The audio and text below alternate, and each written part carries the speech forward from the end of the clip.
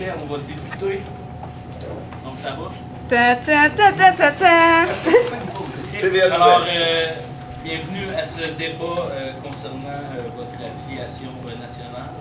Donc, il va y avoir Marc-Olivier Lessard qui va défendre le camp du oui pour l'UEQ. Et de l'autre côté, on va avoir Alexandre Parent qui, lui, sera pour l'indépendance. Donc, la façon que ça va fonctionner, ce débat-là, il va y avoir trois parties. La première partie, il y aura la présentation des arguments de chacun des côtés. Marc-Olivier Lessard commencera pour un 4 minutes. Ensuite, ce sera le tour d'Alexandre et ils auront un second tour, les deux. Par la suite, dans la deuxième partie du débat, ce sera une période où ils discuteront entre eux pour un 15 minutes de temps et par la suite, nous offrirons au public des questions où ils auront un temps de réponse d'1 minute chacun.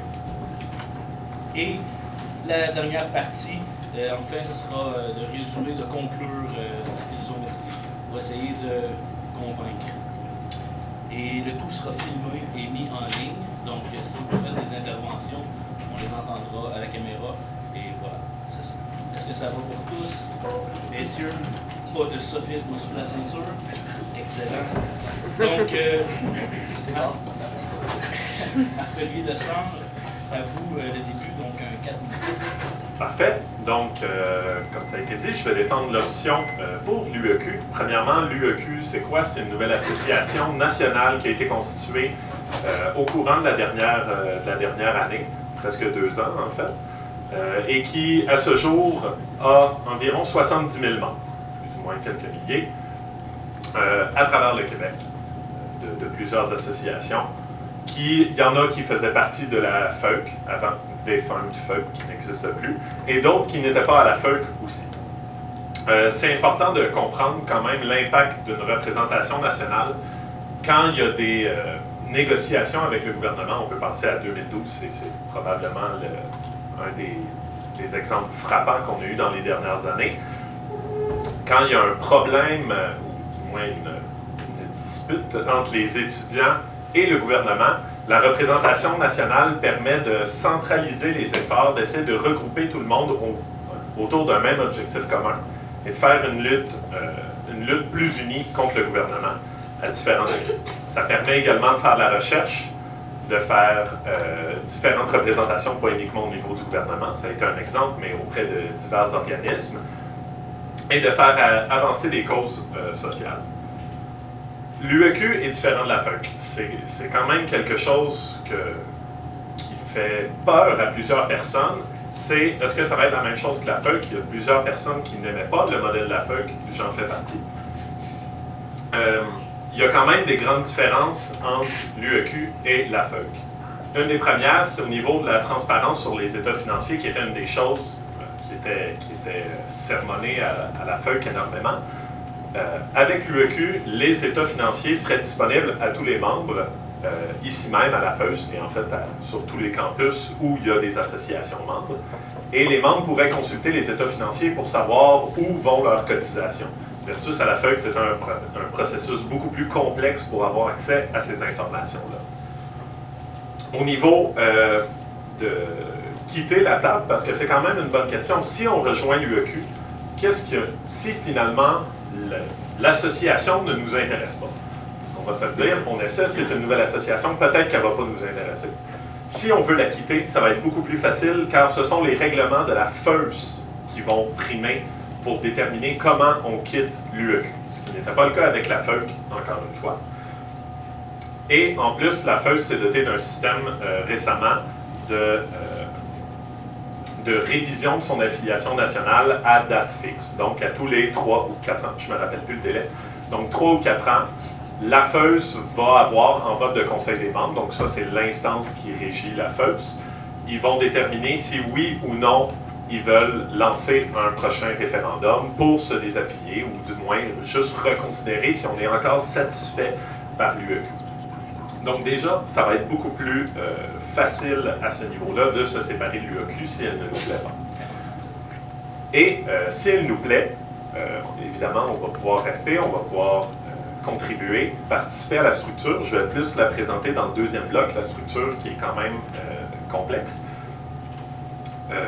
Et aussi, au niveau des membres, j'en ai parlé, il y a des gens qui étaient à la FEUC, notamment la FECUM, qui a une réputation, disons, variable, dépendamment à qui vous demandez. Il y a des assos qui font partie de la FEUC, c'est sûr, et il y en a beaucoup que ça leur fait peur. Est-ce qu'on va recréer la FEUC? Il y a d'autres associations qui n'en font pas partie et qui ne voulaient pas en faire partie. Le REMDUS est une d'entre elles. L'Academ n'en faisait pas partie, était proche de la FEUC, mais n'en faisait plus partie depuis 2006. Donc, il y a d'autres personnes, ce n'est pas juste une FEUC 2.0.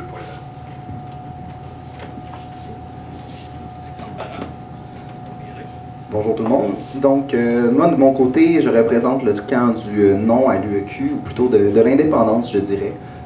Ici, je ne vais pas vous parler de la C, je ne vais pas vous parler de la VEC, qui sont deux véhicules nationaux ici présents. Je vais vraiment vous parler de la notion d'indépendance, ou du moins, moi, ce que je vais parler d'union temporaire. Ce que je trouve, c'est que présentement, l'UEQ nous offre une belle grosse structure, très administrative, très lourde à mobiliser et où la voix individuelle d'un membre d'un des campus où se trouve une association membre de l'UEQ est difficile d'être entendue.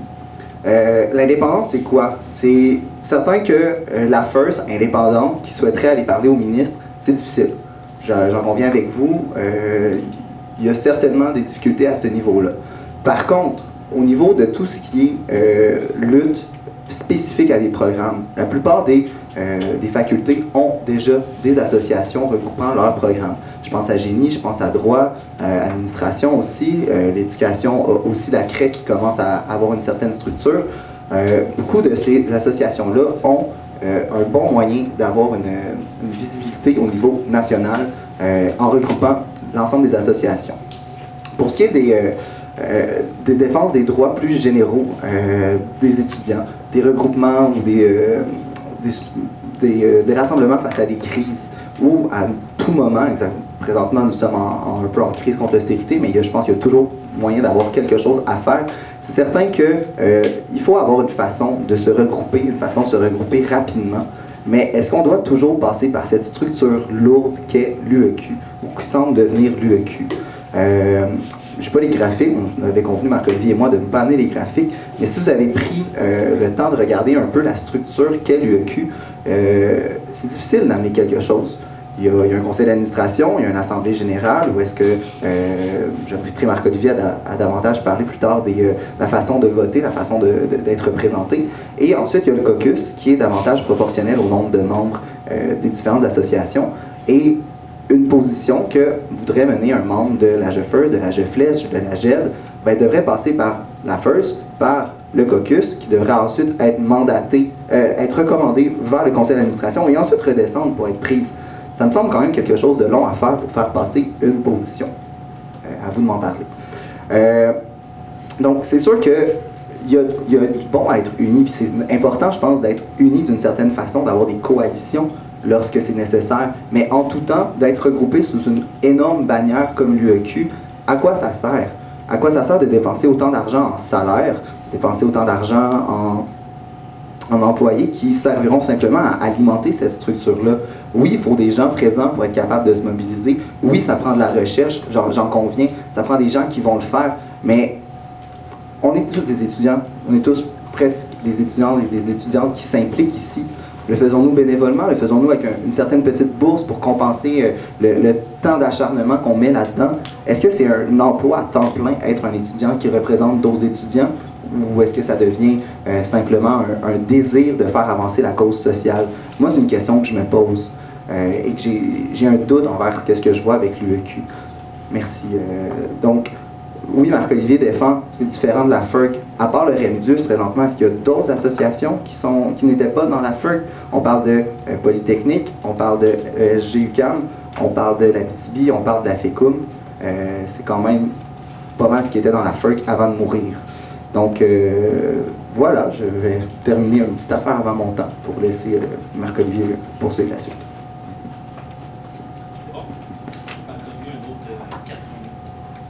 Donc, je ne vais pas répondre, je vais encore y aller de mes arguments ici. J'avais dit que je voulais parler de la structure, c'est ce que je vais faire un peu plus ici, parce qu'effectivement, si on ne connaît pas la structure, ça peut paraître mélangeant. c'est quand même similaire à la FEUS. S'il y en a qui connaissent comment ça fonctionne à la FEUS, risque de ne pas trop être perdu. Sinon, je vais essayer d'être clair pour les autres. Premièrement, il y a un conseil d'administration. C'est sûr, c'est une entreprise. Pas comme la FEUS, comme la GFEUS, ce sont des entreprises. Il faut un conseil d'administration. Le conseil d'administration, comment il est composé, c'est que pour chaque association membre, il va y avoir un administrateur élu et il va y avoir 3 membres du comité de coordination de l'UEQ. Donc, pour un total variable dépendamment du nombre de membres. Le CA s'occupe du légal et du financier. Donc, idem à la FEUS, la seule raison va être de dire « Parfait, ce que vous êtes en train de faire, c'est légal et vous avez les fonds pour le faire, il n'y a pas de problème. » Donc, le CA n'a pas à s'impliquer dans les affaires politiques, dans la direction qu'elle veut aller, à moins vraiment qu'il y ait un problème majeur. Sinon, il y a différents comités qui existent et je crois que c'est ce qui rend l'option de l'UEQ très attrayante, c'est la présence de ces comités-là qui sont très variables. Il y a un comité des régions. Ça, c'est quelque chose qui avait été amené par la FEUS et différentes associations, qui permet, dans le fond, c'est un comité où ne sont votants que les associations de région. Donc, les assos montréalaises et de la région de Québec ne seraient pas votantes à ce comité-là. Il n'y a que les assos de région, et c'est une association, un vote à ces comités-là. Et là, il y en a plusieurs, il y en a d'autres, les cycles supérieurs, où la FEUS serait observatrice étant donné qu'elle ne fait pas partie des cycles supérieurs. Il y en a une pour les affaires, l'administration, donc faire des règlements, c'est un peu un comité qui va relancer le CA sur les règlements et les politiques de l'UEC. Il y a la CAE qui va s'occuper des campagnes nationales de la représentation, donc quand même une grosse partie du budget, de mener des campagnes, de dire parfait, l'UEQ, on défend telle cause. Et il va y avoir également un comité de travail spécifique, qui est un comité où certaines associations vont pouvoir travailler sur des projets en particulier et inviter des associations non membres ou tout autre organisme qui ne fait pas nécessairement partie de l'UEQ pour venir travailler avec eux, qui vont avoir des fonds dédiés pour mener à bien leur travail. Et tous ces comités-là doivent voter à l'unanimité, sinon c'est remis au caucus, donc qui est vraiment l'instance centrale de l'UEQ, c'est le caucus. Et le caucus, c'est à double majorité. Qu'est-ce qu'on entend par double majorité? Il y a 2 votes qui ont lieu en même temps. Donc il y en a une, c'est une association, un vote. Et il y a un vote en plus proportionnel selon le nombre de voix. Donc, séparé actuellement, c'est de 1 à 3 voix selon la taille de l'association, mais ça peut aller jusqu'à 4 voix, dépendamment de qui est membre de l'UEQ. Et ça permet que les grosses associations qui ont beaucoup de membres aient une représentation adéquate du fait qu'elles représentent beaucoup de membres, mais que les petites associations soient protégées, s'ils sont nombreuses, les petites associations, à représenter peu de membres, ne se fassent pas manger la laine sur le dos par des grosses associations. Donc, il faut vraiment qu'il y ait les 2 votes qui passent à chaque fois. Un vote au nombre d'associations et un vote plus proportionnel au nombre de membres. Alors, merci. Alexandre, un autre 4 minutes. Merci. Présenter une position contre, c'est sûr que j'ai pas de longue structure à présenter et à montrer à quel point c'est intéressant la structure que nous présentons. L'indépendance n'a définitivement pas de structure, nous maintenons avec celle de la FEUS. Toutefois, j'aimerais reprendre quelques mots que Marc-Olivier a présentés, notamment à ce qui a trait aux gens extérieurs à l'UEQ qui peuvent venir discuter, peuvent venir représenter leurs intérêts. Ça, qu'est-ce que ça veut dire? Ça veut dire, si on est une association extérieure et qu'on a des positions, on peut les amener. Bien entendu, on est extérieur, on n'a pas le droit de vote. Toutefois, si l'UEQ prend des positions qui, nous, ne nous conviennent pas, on peut continuer à faire lutte à part et à continuer à dire « Nous ne sommes pas d'accord avec la décision prise par l'UEQ ». Ce qui n'est pas le cas si on est membre, parce que j'ai regardé un petit peu la structure de l'UEQ. La plupart des comités ont comme clause « Vous pouvez faire à peu près ce que vous voulez, sauf prendre des positions contre ce que l'UEQ prétend défendre ». Par exemple, c'est clairement indiqué dans le Comité national des cycles supérieurs. comité des régions. Donc, à date, on a un beau comité formé de la GU4, Abitibi-Témiscamingue. Donc, ils vont prendre des belles décisions avec eux-mêmes, c'est intéressant. Et bien sûr, du REMDUS, merci. Je l'ai entendu de l'autre côté. Donc, trouver un compromis entre le REMDUS, First, et à Sherbrooke, et la GU4 en Abitibi. Quand même des réalités qui sont nettement différentes, vous en conviendrez. Donc, c'est intéressant, oui, d'avoir ces structures-là, mais est-ce qu'elles vont être fonctionnelles? Présentement, beaucoup d'associations, justement, des régions ont tourné le dos à l'UEQ. On parle de Rimouski, qu'on parle de Chicoutimi, qu'on parle de Trois-Rivières, qui déjà, pour certains, ont dit non, pour certains, se sont simplement retirés de la table de travail. C'est déjà beaucoup de régions du Québec qui ne seront pas avec l'UEQ. Qu'on parle d'autre chose que Montréal, je l'ai dit, REMDUS et Abitibi-Témiscamingue. Québec a refusé aussi de faire partie de l'UEQ. Donc, on se veut une union, on se veut représentatif de l'ensemble des étudiantes et des étudiants du Québec, mais à date, c'est très montréalocentriste comme association. Donc, il y a à travailler, c'est certain. On est en début de création de l'UEQ, mais je pense que pour l'instant, il y a encore des preuves à faire. Et est-ce que la FIRST veut faire partie des gens qui feront les preuves, justement, de l'UEQ à ses débuts? Le début à l'UEQ, c'est beaucoup de commencement de structure. Autant de salaire pour les employés, indexer aussi la cotisation. Donc, cotisation étudiante que vous payez à l'âge First, 17 $ depuis plusieurs années. Votre 4,50 cette session-ci, la session prochaine sera indexée la session suivante, ou du moins l'année d'après. C'est quand même des arguments pourquoi est-ce qu'on indexe déjà une cotisation? On s'est tellement battu contre le gouvernement qui voulait indexer nos frais de scolarité, et là, on accepte d'emblée un regroupement étudiant qui nous demande d'indexer notre cotisation étudiante. Je comprends le coût de la vie, mais je pense que les structures, au départ, vont nécessiter beaucoup plus d'argent que plus tard. Donc, à un moment donné, il y a des différences à faire. Le graphisme, c'est bien beau, autant d'argent en graphisme, mais une fois que le coût de départ est fait, je pense qu'il y a des dépenses qui peuvent être diminuées ailleurs. Donc, beaucoup de bémols que je trouve à l'UEQ qui méritent vraiment de se poser la question. Présentement, il n'y a pas d'autres regroupements. L'année dernière, il y a d'autres regroupements. Merci. L'année dernière, on a commencé à se regrouper pour parler avec UEQ, des trucs comme ça. Moi, au départ, j'étais très enthousiaste à l'idée de voir ces idées d'association-là, de regroupement.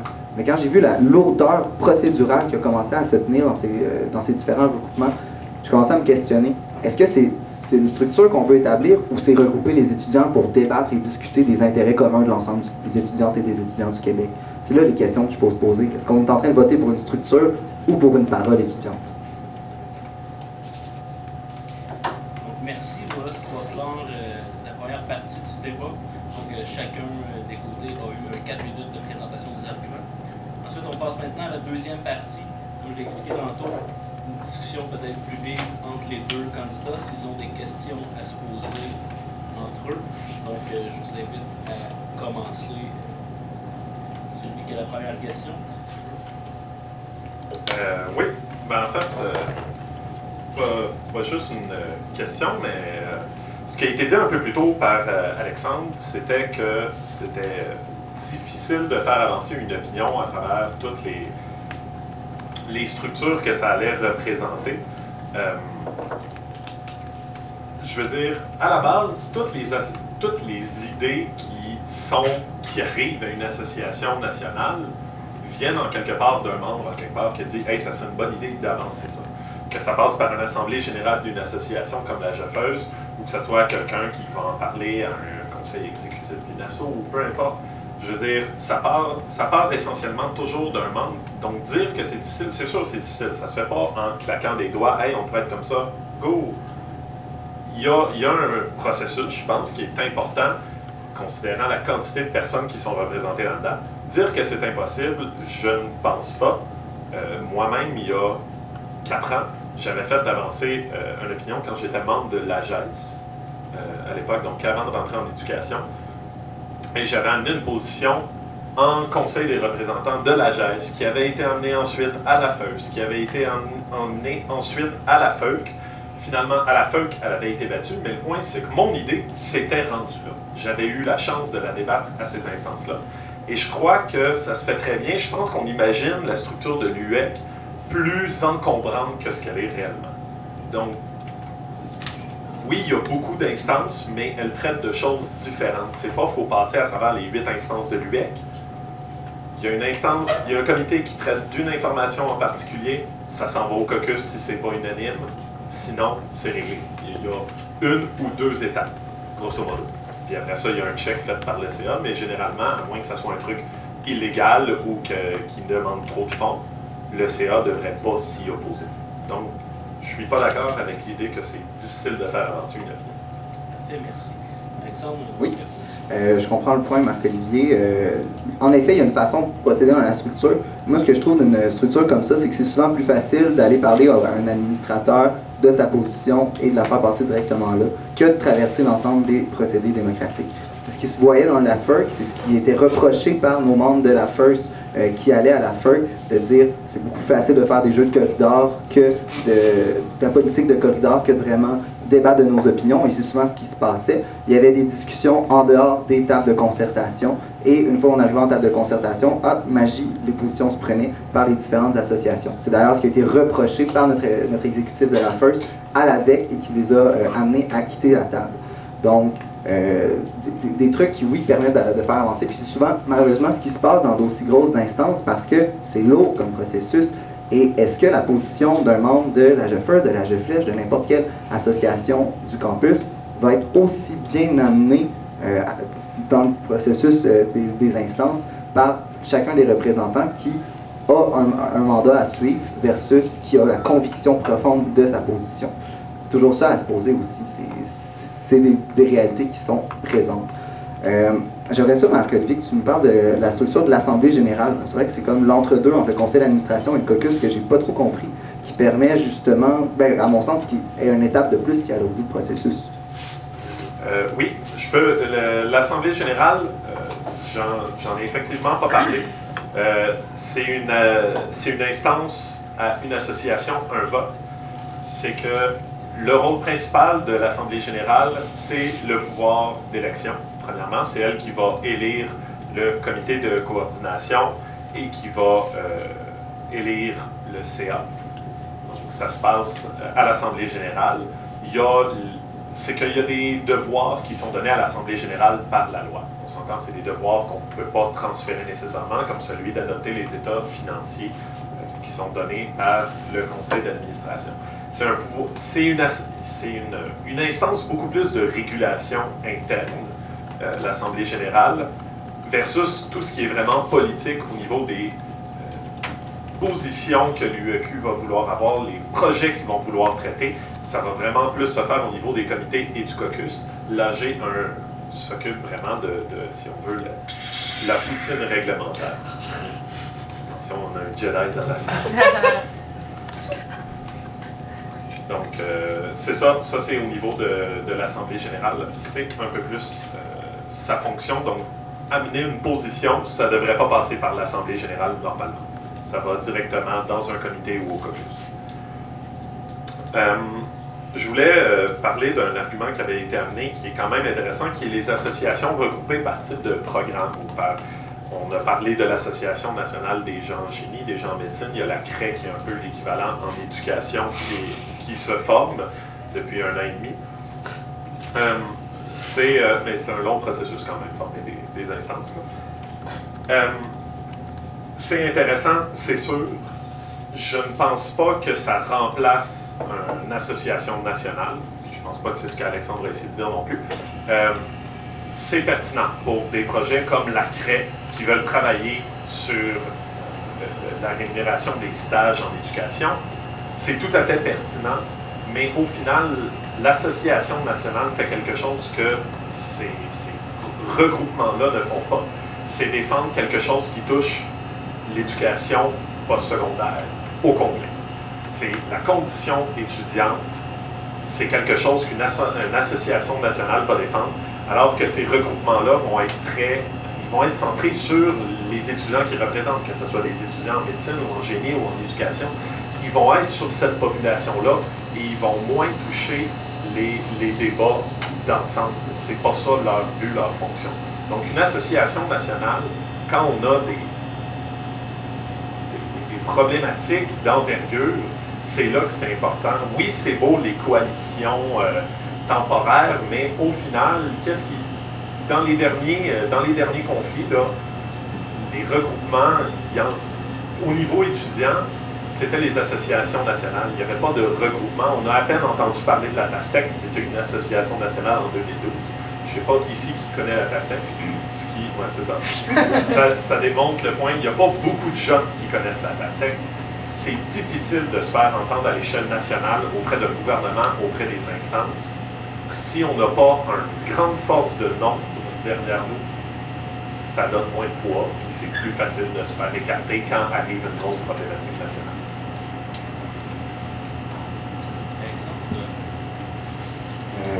Merci Marc-Olivier, c'est une belle discussion. Je ne vais pas revenir nécessairement là-dessus, je trouve que c'est des choses que j'ai traité mon point tantôt, puis on va parler d'autres choses à mon sens qui sont intéressantes.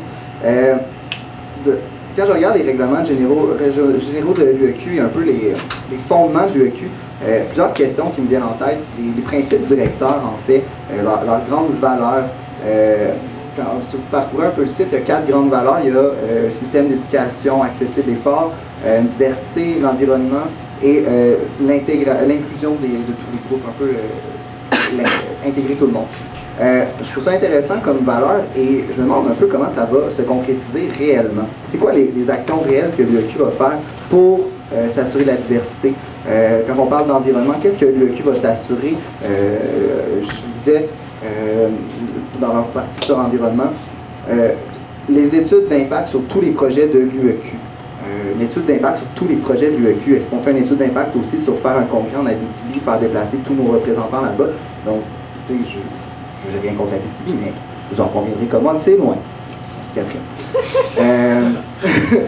Donc, à quelque part, est-ce qu'on va se brimer de tout? Je parlais de lourdeur bureaucratique. Une étude d'impact environnemental, c'est quand même quelque chose de long à faire actuellement. On ne fait pas ça en claquant des doigts. Oui, on a beaucoup d'employés qu'on paye pour faire ça. C'est sûr qu'avec nos employés, ça permet de faire ça plus rapidement. Mais ça reste qu'il y a une lourdeur là-dedans dans les principes directeurs. J'ai rien contre l'environnement, au contraire. Mais vous comprendrez la lourdeur que c'est cela. On parle d'inclusion des groupes intéressés à faire partie de l'élaboration d'un projet. Qui décide qui pourra joindre, qui décide qui pourra être rencontré? Est-ce qu'on va demander aux associations membres à toutes les fois, acceptez-vous que tel groupe soit, ou telle association soit représentée dans un de nos comités? Est-ce que vous acceptez de voir se joindre à un projet? Sinon, où en est-il de la protection contre le lobbyisme ou des trucs comme ça? Et des questions qui me sont venues en tête quand j'ai lu le site de l'UEQ. Je vais essayer de répondre, il y avait quand même beaucoup de questions là-dedans. Je vais essayer de répondre à chacune d'entre elles. Au niveau des différents projets, effectivement, il y a plusieurs axes sur lesquels s'appuie l'UEQ et qui veulent travailler là-dessus. Comment ils vont faire pour travailler là-dessus? Je pense que ça se fait avec... évidemment, il va y avoir les campagnes nationales. Il y avait un système similaire à la FEUC qui était la FEUC se choisit une orientation pour l'année. Certaines années, c'était actualiser les bourses aux étudiants, notamment pour les étudiants parents, etc., donc les étudiants étrangers, des trucs comme ça. Donc, et pendant l'année, ils faisaient de la mobilisation sur ce thème-là. Il va y avoir des thèmes, comme ça, des campagnes nationales que l'UEQ va avoir également pour travailler un thème en particulier.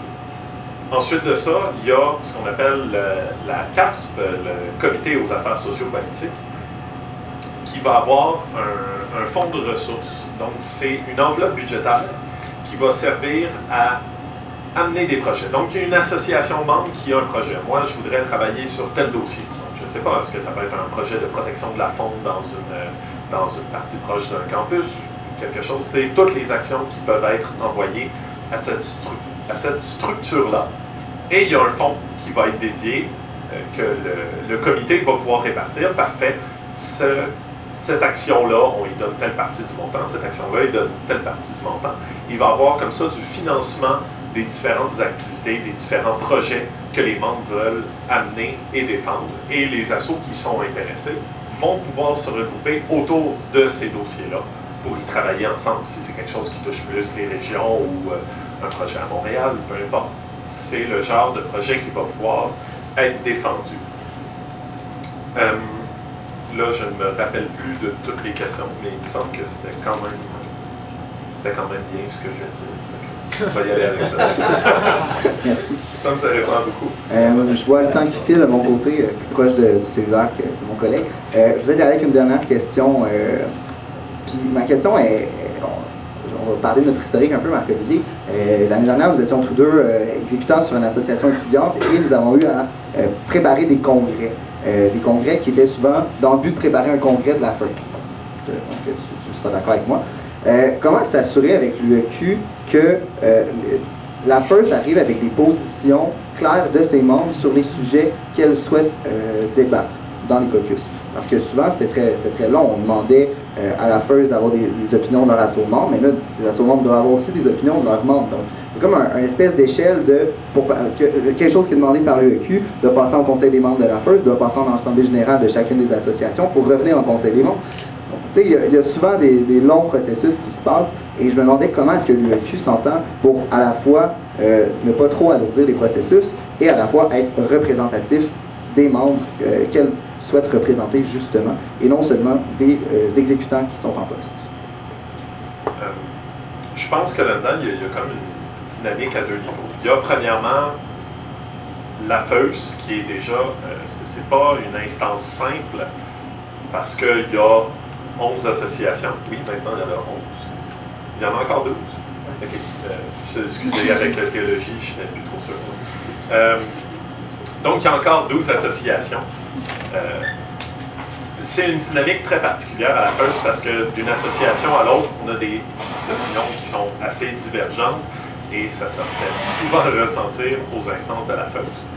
Je crois que si la FEUC veut arriver préparée à l'UEC, c'est à la FEUC qu'il faut que ça se passe. C'est pas à l'UEC de devoir changer son fonctionnement parce que la FEUC a de la misère à s'entendre sur des positions à amener au national.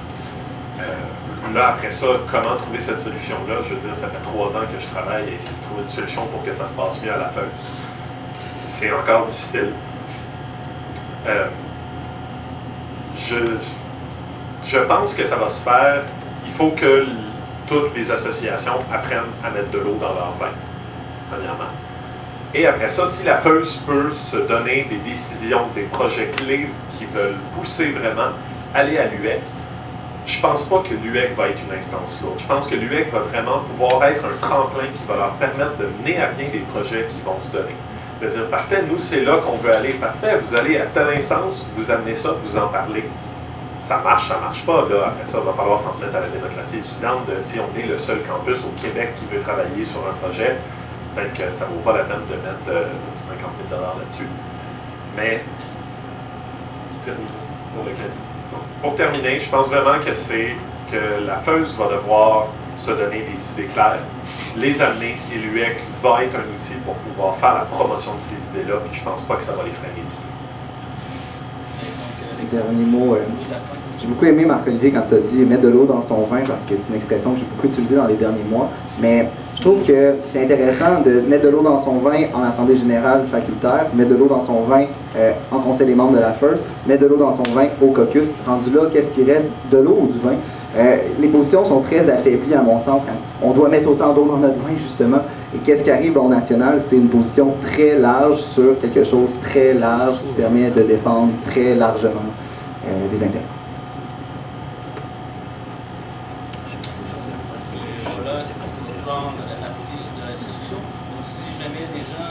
Questions, c'est le moment de les poser. On continue de lever la main. Ils ont 1 minute chacun pour répondre. Vous devez vous adresser à moi. Y a-t-il des questions? Oui, Monsieur le Président. Parce que c'est difficile de poser la question en deux en même temps, puis je vais la poser à toi, mais il y a un côté qui devrait répondre plus que l'autre. Je me demandais, le siège social va être où? Les activités vont se faire où? Par exemple, est-ce que si moi j'ai envie d'être sur un CA ou sur un comité ou quoi que ce soit, est-ce qu'à chaque fois je vais être obligé de monter à Montréal pour une rencontre d'une heure, d'une demi-heure? Est-ce que ça va se faire vraiment un peu partout?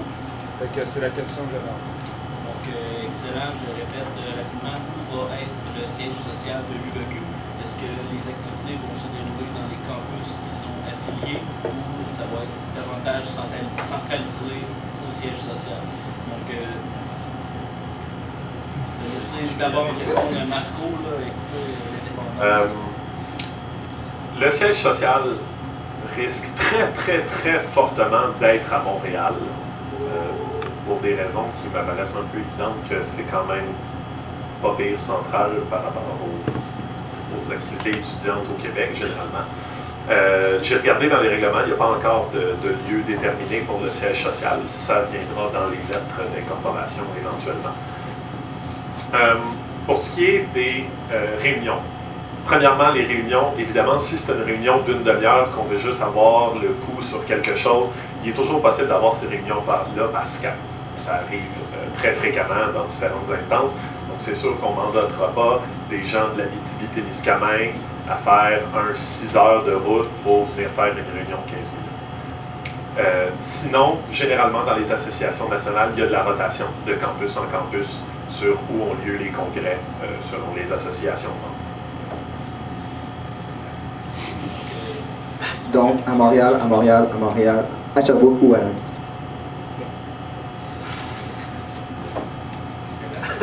Est-ce qu'il y a d'autres questions? Oui, ici. Je l'ai pointé, You decide. J'ai une question, tu peux répondre de façon monosyllabique. Puis après, dans le fond, je vais enchaîner là-dessus en fonction de ma réponse. J'ai entendu dire, selon vos règlements, c'est pas trop clair, que seulement la plus haute instance d'une association. Oui. D'accord. Pour les autres, dans le fond, par exemple, à la Pulse, seulement à l'Université de Sherbrooke, seulement la Pulse pourrait se présenter et non les associations facultaires indépendantes. J'aimerais savoir pourquoi l'UEQ a fait ça. Vous n'avez pas peur que, ainsi, une association facultaire qui aimerait s'affilier directement à l'UEQ pour que ses points de vue soient directement amenés au caucus, soient dilués dans le pour que ces points de vue soient dilués par la Pulse? Pourquoi est-ce que vous empêchez justement cette façon d'affilier? Je pense que c'est une première. Voilà,